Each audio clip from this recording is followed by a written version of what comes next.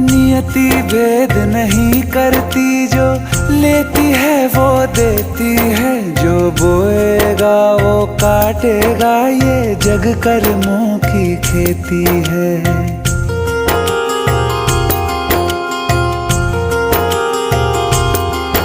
यदि कर्म तेरे पावन है, सभी डूबेगी नहीं तेरी नाव कभी। तेरी बाह पकड़ने को वो भेष बदल के आएगा, पता नहीं किस रूप में आकर नारायण मिल जाएगा, पता नहीं किस रूप में आकर नारायण मिल जाएगा।